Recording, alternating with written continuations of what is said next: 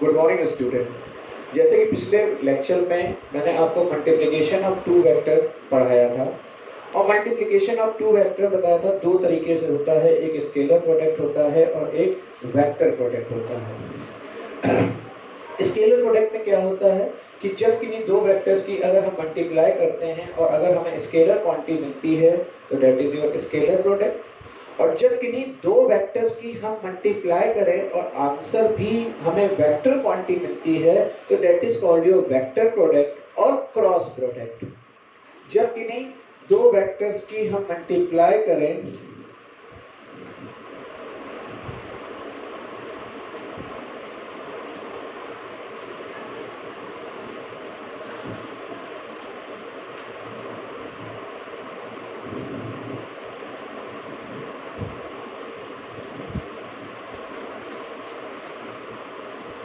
जब हम किन्हीं दो वेक्टर क्वांटिटीज की क्या करते हैं, मल्टीप्लाई करें और मल्टीप्लाई करने पर अगर हमको आंसर भी वेक्टर क्वांटिटी मिलती है तो that is called your vector product और क्रॉस प्रोडक्ट। उसे हम लोग वेक्टर प्रोडक्ट कहते हैं या क्रॉस प्रोडक्ट कहते हैं। यानी जैसे vector A cross vector B equals to A B sine theta into N cap.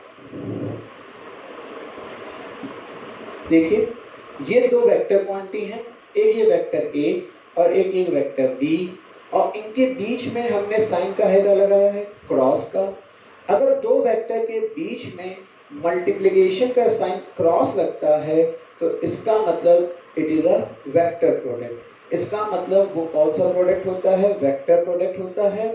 और वेक्टर प्रोडक्ट में आपका आंसर वेक्टर क्वांटिटी आता है। और वेक्टर क्वांटिटी वो होती है जिसमें मैग्नीट्यूड होता है एज वेल एज डायरेक्शन होता है। तो ये इसका हो गया मैग्नीट्यूड और यहाँ पे ये जो एन कैप होता है ये हमारे डायरेक्शन को रिप्रेजेंट करता है। ये जो एन कैप होता है ये किसको रिप्रेजेंट करता है, यहाँ पर डायरेक्शन को रिप्रेजेंट करता है। तो और ये जो डायरेक्शन होगा, ये जो डायरेक्शन होता है, जिस प्लेन के ऊपर आप वेक्टर ए और वेक्टर बी को लेते हो उस प्लेन के ऊपर परपेंडिकुलर डायरेक्शन में होता है। जिस प्लेन पर आप वेक्टर ए और वेक्टर बी को लोगे उसी प्लेन के ऊपर परपेंडिकुलर डायरेक्शन में कौन आता है, ए क्रॉस बी आता है। जैसे सपोज करिए ये हमने कोई एक प्लेन ले लिया, आपका ये प्लेन है। इस प्लेन के ऊपर ये देखिए मैंने लिया वेक्टर ए, ये लिया वेक्टर बी,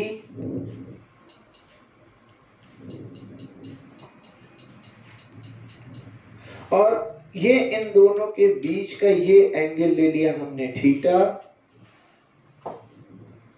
और इन दोनों का हमने क्या किया, क्रॉस प्रोडक्ट किया।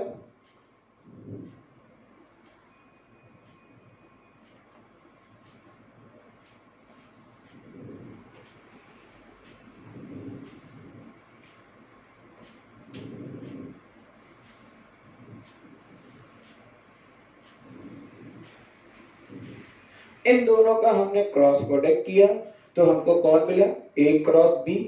और जो ये ए क्रॉस बी मिलता है it is a vector quantity, और वेक्टर क्वांटिटी में मैग्नीट्यूड होगा और डायरेक्शन होगा। तो जिस प्लेन पर आप ए क्रॉस ए और बी को लोगे उसी प्लेन के ऊपर परपेंडिकुलर डायरेक्शन में ये प्लेन पर आपने ए और बी को लिया है, इसी के ऊपर ये परपेंडिकुलर डायरेक्शन में कौन आता है, ए क्रॉस बी आता है। अब इस प्लेन के ऊपर हम ए क्रॉस बी को ऐसे ना दिखाकर इसको हम ये दिखा देते कि ये हो गया आपका कौन, ए क्रॉस बी।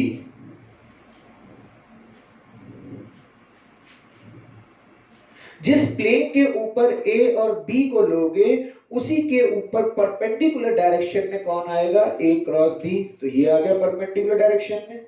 इसी प्लेन के ऊपर आपने ए और बी को लिया है तो इसके ऊपर देखो ये परपेंडिकुलर डायरेक्शन में कौन आ गया, ए क्रॉस बी आ गया। अब जब ये ए क्रॉस बी एसी के परपेंडिकुलर आ गया तो हम ऐसे दिखा नहीं सकते हैं इस बोर्ड के ऊपर, तो हमने इसको ये फॉल कर दिया, नीचे की ओर दिखा दिया। तो ये हो गया इसका डायरेक्शन किधर, एन कैप। और ये इसकी मल्टीप्लिकेशन हो गई vector A cross vector B. अब यहां पे ये जो यूनिट वेक्टर एन लिया है, ये आई कैप, जे कैप और जेड कैप, जे कैप, आई कैप, जे कैप, के कैप को क्या करता है, रिप्रेजेंट करता है। अगर सपोज करो हम वेक्टर ए को एक्स एक्सिस पर लें और वेक्टर बी को वाई एक्सिस पर लें, तो ए क्रॉस बी किस पर आएगा, जेड एक्सिस पर आएगा। ये है हमारा, मान लीजिए बेटे आपका वाई एक्सिस, ये एक्स एक्सिस, और ये बेटा हमारा कौन सा है, जेड एक्सिस।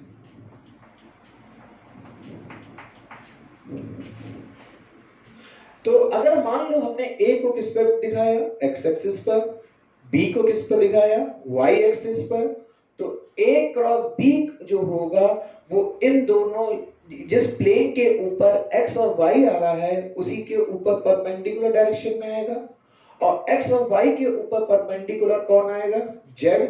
तो ए क्रॉस बी किसके अलोंग आ जाएगा, जेड एक्सिस के अलोंग, और जेड एक्सिस के अलोंग यूनिट वेक्टर कौन होता है, के कैप। तो यहां पर कौन हो जाएगा आपका, के कैप हो जाएगा।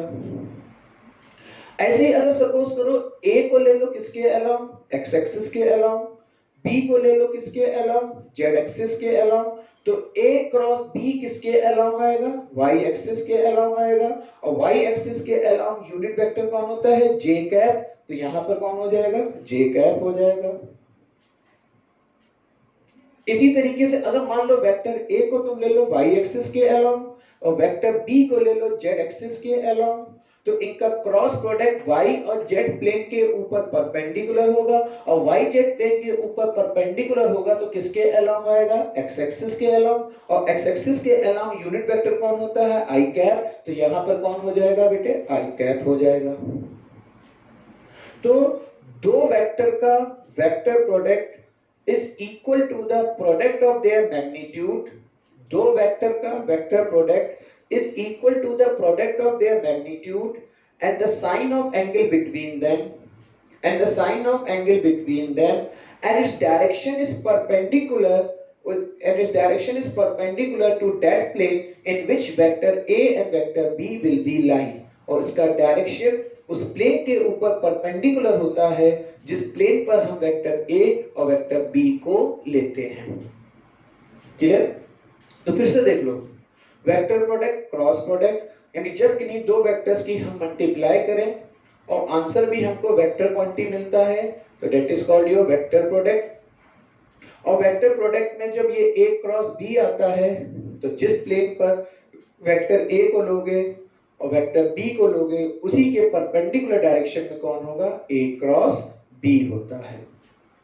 ठीक, अब आगे इसकी प्रॉपर्टीज देखिए।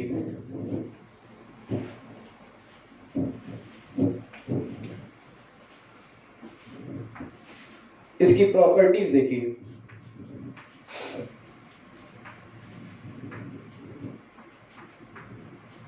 पहली, कल मैंने स्केलर प्रोडक्ट की, इससे पिछले लास्ट लेक्चर पे मैंने आपको स्केलर प्रोडक्ट की प्रॉपर्टी पढ़ाई थी।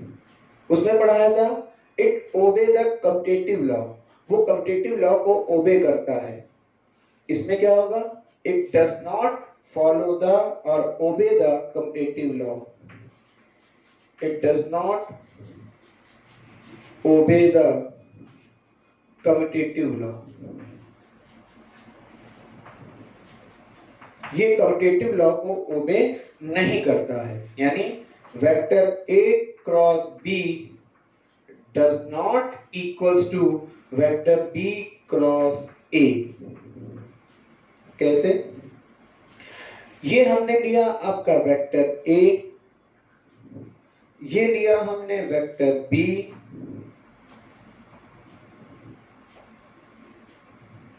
ये इनके बीच का एंगल कितना है, थीटा, और ये इनके बीच का एंगल कितना है, 360 माइनस थीटा। तो vector A cross vector B बराबर किसके होगा, AB sine theta n cap. और जब हम vector B cross vector A करेंगे तो ये किसके बराबर हो जाएगा, B A sine 360 minus theta n cap, और साइन 360 माइनस थीटा किसके बराबर हो जाएगा, माइनस साइन थीटा के, तो minus B A sine theta n cap. तो देखो ये वैल्यू पॉजिटिव आ रही है और ये वैल्यू निगेटिव आ रही है, तो इसका मतलब vector A cross B does not equals to B cross A. इसका मतलब हमारा a क्रॉस b नहीं इक्वल होगा b क्रॉस a के। कल उसकी सेकंड प्रॉपर्टी आपने पढ़ी थी स्केलर प्रोडक्ट की, it obey the distributive law, scalar product follow the distributive law, vector product also follow the distributive law. वो भी डिस्ट्रीब्यूटिव लॉ को फॉलो करता था, ये भी डिस्ट्रीब्यूटिव लॉ को क्या करता है, फॉलो करता है, ओबे करता है। यानी vector A cross vector B plus C equals to vector A cross vector B plus vector A cross vector C। ये हो गई इसकी सेकंड प्रॉपर्टी। थर्ड प्रॉपर्टी, दो पैरेलल वेक्टर का अगर स्केलर प्रोडक्ट किया था तो वो उसके मैग्नीट्यूड के प्रोडक्ट के बराबर था। अगर दो पैरेलल वेक्टर थे, अगर उनका स्केलर प्रोडक्ट किया था तो वो उनके मैग्नीट्यूड के प्रोडक्ट के बराबर था। बट अगर अब दो पैरेलल वेक्टर का अगर हम वेक्टर प्रोडक्ट करते हैं तो वो जीरो होता है। दो पैरेलल वेक्टर का अगर हम वेक्टर प्रोडक्ट करेंगे तो वो कितना होगा, आपका जीरो होता है। तो क्या लिखेंगे, vector product of two parallel vectors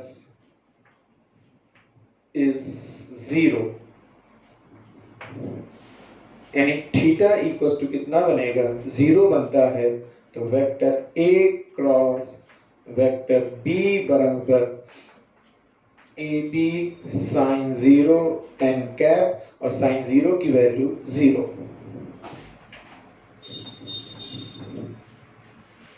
ठीक, कल याद करो मैंने पढ़ाया था दो परपेंडिकुलर वेक्टर का स्केलर प्रोडक्ट जीरो था।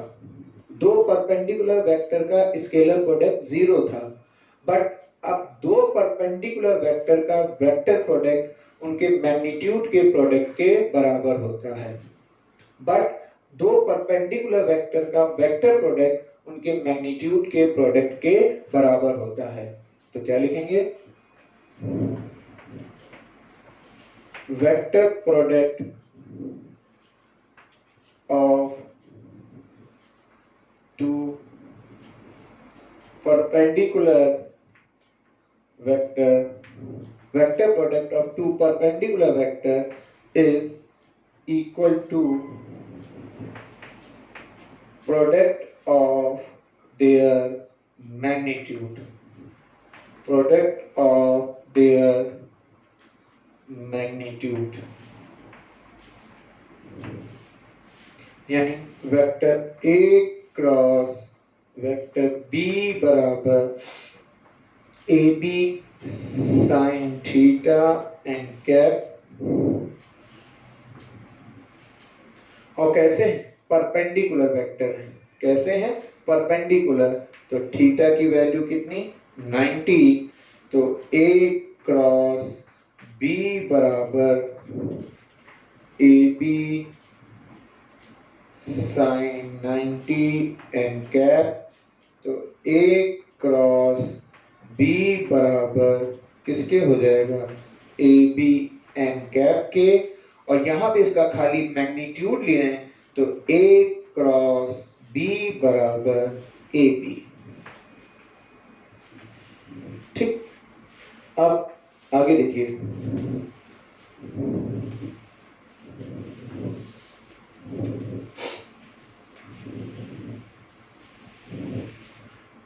ओके। अब अगली फिफ्थ प्रॉपर्टी देखिए, कल पढ़ा था जब किसी वेक्टर का उसी वेक्टर से अगर हम स्केलर प्रोडक्ट करते हैं तो वो उसके मैग्नीट्यूड के स्क्वायर के बराबर होता है। जब किसी वेक्टर का उसी वेक्टर से हम स्केलर प्रोडक्ट करते हैं तो वो उसके मैग्नीट्यूड के स्क्वायर के बराबर होता है। बट आज अगर किसी वेक्टर का उसी वेक्टर से वेक्टर प्रोडक्ट करोगे तो जीरो होता है। जब किसी वेक्टर का उसी वेक्टर से अगर आप वेक्टर प्रोडक्ट करते हो तो जीरो होता है, यानी itself of vector product is zero. मतलब किसी वेक्टर की उसी वेक्टर से वेक्टर प्रोडक्ट हमारा कितना होगा, जीरो होता है। ए क्रॉस बी बराबर A B sine theta into N cap. अब वेक्टर ए से मल्टीप्लाई किया तो यहाँ कितना आ गया, ए और यहाँ पे सेम डायरेक्शन में दोनों होंगे तो एंगल बन जाता है 0 इंटू एन कैप। साइन 0 की वैल्यू 0 तो ये हो गया 0।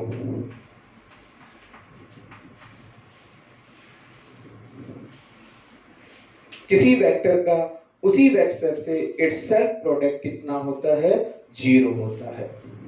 अगला, ठीक। अब अगला, vector product in orthogonal unit vector has following relation.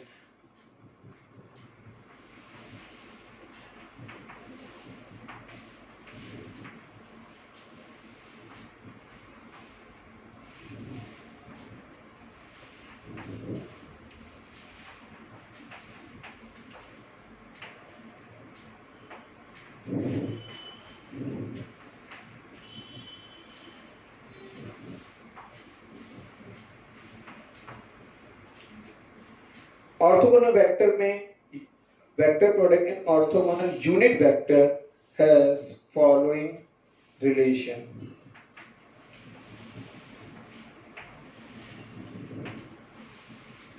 क्या रिलेशन होता है? पहला, अगर i की i से मल्टीप्लाई करें या j की j से मल्टीप्लाई करें या k की k से मल्टीप्लाई करें तो ये कितना होता है, 0 होता है। अगर i की i से, j की j से, k की k से अगर हम वेक्टर प्रोडक्ट करते हैं तो 0 होता है। कैसे? यहां से देखो बेटा, अगर i का मतलब अलोंग x एक्सिस, इसका मतलब भी किसके अलोंग, x एक्सिस, और दोनों सेम डायरेक्शन में हैं तो एंगल कितना बनेगा, 0। तो आपका वेक्टर प्रोडक्ट कितना होता है, 0 होता है। सेकंड प्रॉपर्टी देखिए, अगर i की j से करो तो किसके बराबर होगा, k के। j की अगर k से करो तो किसके बराबर होगा, i के। और k की अगर j से करते हो, अगर k की i से करते हो, सॉरी, k की अगर i से करते हो तो वो किसके बराबर होता है, j के बराबर होता है। यानी i को लो x एक्सिस के अलोंग, j को लो y एक्सिस के अलोंग, तो आंसर इसी के ऊपर परपेंडिकुलर एक्सिस पर आता है तो that is your z axis पर आएगा। और अगर एक को ले, आप एक को ले y एक्सिस के अलोंग, इसको z एक्सिस के अलोंग लेंगे तो आंसर किस पर आएगा, x एक्सिस के अलोंग। अगर z और x प्लेन पर लेंगे तो आंसर किस पर आएगा, y एक्सिस के अलोंग आता है। ठीक। अब इसकी लास्ट प्रॉपर्टी देखें।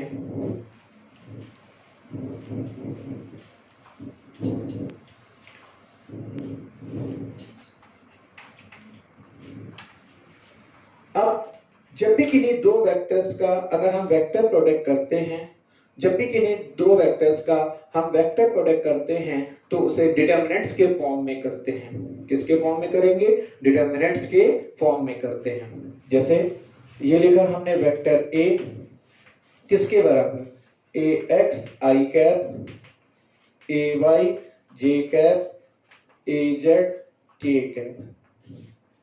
Vector b equals to bx i cap plus by j cap plus bz k cap. अब इसको किसके फॉर्म में करेंगे, डिटरमिनेंट्स के फॉर्म में इसकी हम क्या करते हैं, मल्टीप्लाई करते हैं। तो ये डिटरमिनेंट्स बनाया, यहां लिखा ये आई कैप, ये जे कैप, ये के कैप। ये आई कैप का कोएफिशिएंट ए एक्स, यहां पे कौन बी एक्स, सिमिलरली जे का कौन ए वाई, इसका बी वाई, इसका ए जेड और ये बी जेड। अब देखो बेटा ध्यान से, अब जब डिटरमिनेंट्स के फॉर्म में मल्टीप्लाई करते हैं तो पहले इसको हम ऐसे छुपाएंगे और इसको ऐसे छुपा लिया, और जब छुपा लिया तो ये कौन सा टर्म छुपाया था हमने आई वाला, ये छुपा दिया आई वाला, और जब ये हिडन हो गया तो बचे कौन ये बचे, तो इसकी इससे मल्टीप्लाई यानी ए वाई बी जेड, फिर इसकी इससे मल्टीप्लाई बी वाई ए जेड, और बीच में साइन का रहेगा माइनस का। अब हम आगे बढ़े, इसको छुपाया इसको छुपाया, तो अब हमने किसको छुपाया है जे वाले को, तो ये हो गया माइनस जे, तो कौन बचा A X B Z minus B X A Z.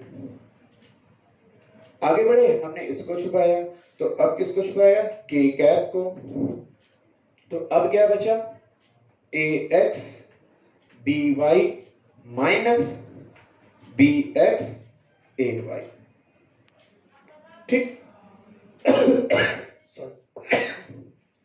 तो ये हो गया हमारा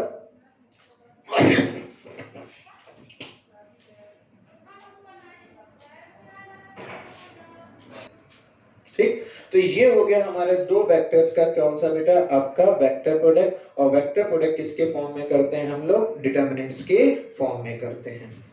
तो यहां तक आपको ये टॉपिक क्लियर हो गया होगा। तो वेक्टर प्रोडक्ट आपका कंप्लीट हुआ और ये चैप्टर भी आपका वेक्टर कंप्लीट हुआ, ठीक। इसके आगे का हम नेक्स्ट लेक्चर में डिस्कस करेंगे। Okay, thank you, have a nice day.